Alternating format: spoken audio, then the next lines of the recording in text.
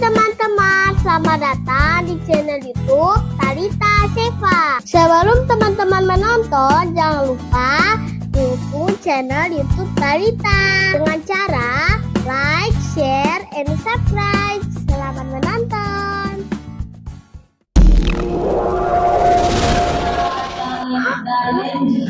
Tepuk tangan buat adik Deva. Shalom semua.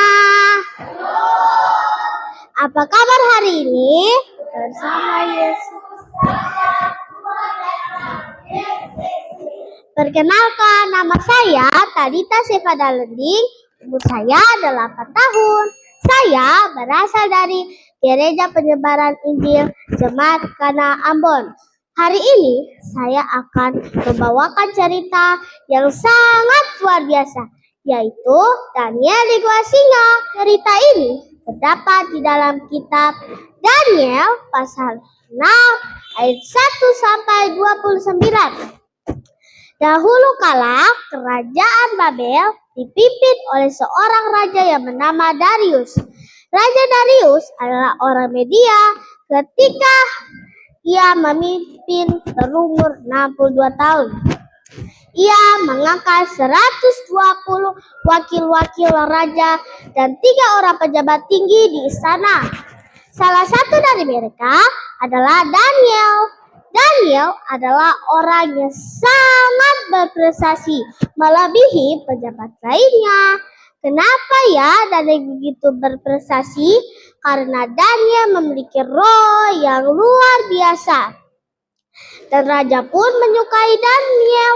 Dan raja berencana untuk mengangkat Daniel dan menempatkan Daniel di seluruh kerajaannya. Hal ini membuat para pejabat lain merasa iri, kesal, dan sangat marah. Maka mereka menyusun rencana untuk menyingkirkan Daniel. Tetapi mereka tidak menemukan kesalahan dalam diri Daniel, karena Daniel adalah orang yang setia dan tidak didapati satupun kesalahan dalam dirinya. Karena mereka tidak menemukan kesalahan dalam diri Daniel, maka mereka berusaha menjebak Daniel. Oleh hasutan mereka, Raja Darius mengeluarkan peraturan bahwa selama 30 hari tidak diperbolehkan siapapun menyampaikan permohonan kepada dewa atau manusia kecuali kepada Raja Darius. Siapa yang melanggar aturan akan dilemparkan ke dalam gua singa.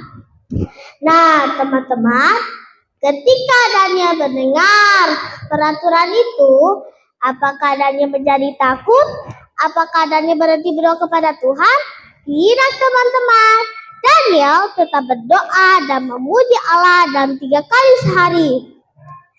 Ketika para pejabat lain mengetahui bahwa Daniel tetap berdoa dan memuji Allah dalam 3 kali sehari, maka mereka pergi dan melaporkan kepada Raja Darius.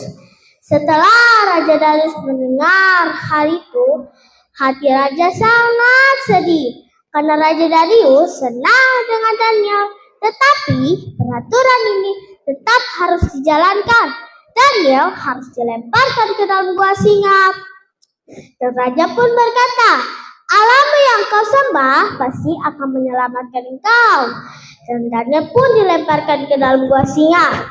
Keesokan harinya, Raja Darius pergi ke gua singa dan berkata, "Daniel, apakah Allahmu yang kau sembah telah menyelamatkan engkau dari singa-singa itu?" Dan Daniel pun berkata, "Ya Raja, kekalah hidupmu. Allahku telah menyelamatkan aku dari singa-singa itu, karena aku tidak berbuat jahat sedikit pun di hadapan tuanku Raja." Dan Raja pun bersukacita.